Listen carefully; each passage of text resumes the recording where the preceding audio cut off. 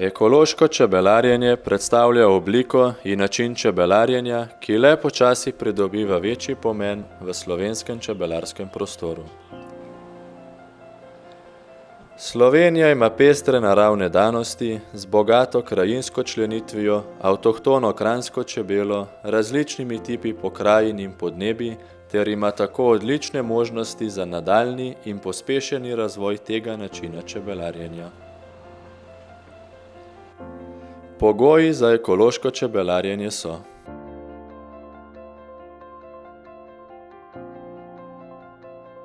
čebelnjaki morajo biti na takšni lokaciji, da v polmeru 3 km od čebelnjaka medičina in cvetni prah izvirata v glavnem iz samoraslega rastlinstva. Potrebno je upoštevati razdaljo od glavnih prometnic, kot so avtoceste in strnjenih mestnih središč, ki mora biti vsaj 1 km. Od odlagališč, sežigališč odpadkov in industrijskih območij pa morajo biti ekološke čebelje družine oddaljene najmanj 3 km.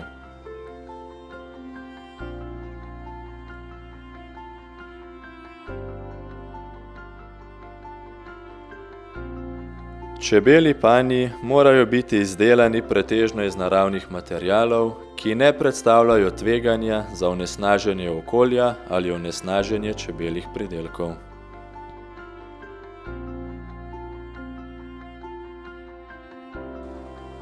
V Sloveniji se lahko za ekološko čebelarjenje uporablja le kranjska čebela, Apis mellifera carnica.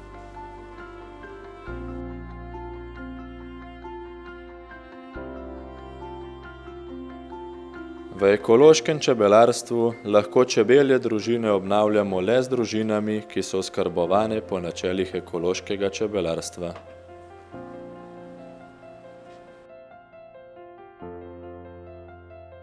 Letno se lahko za obnovo čebeljih matic in družin dokupi do 10% čebeljih rojev in matic iz neekoloških čebelarstv, vkolikor na trgu ni zadostnega števila ekološko vzrejenih matic ali družin.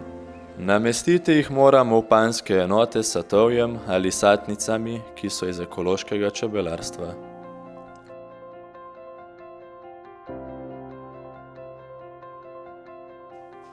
Čebelji vosek mora izhajati iz ekoloških čebelarstev.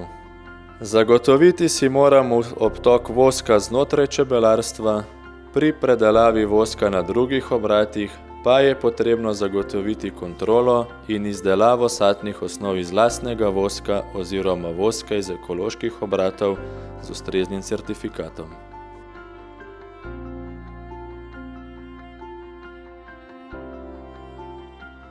Čebelji družini moramo vedno pustiti zadostne količine medu in cvetnega prahu. Za nadomestno krmljenje čebeljih družin lahko v primerih, ko je ogroženo njihovo preživetje, uporabimo ekološko pridelan med, ekološko pridelan sladkorni sirup ali ekološki sladkor.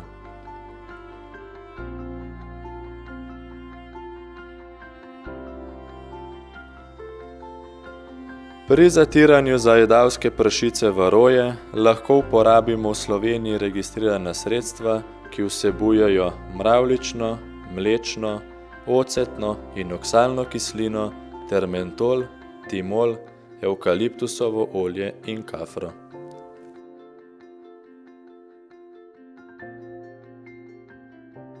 Med postopki točenja medu je prepovedana uporaba kemično-sintetičnih repelentov ter točenje medu iz satov, v katerih je prisotna zalega. Vsako točenje medu je potrebno vpisati v ustrezno dokumentacijo.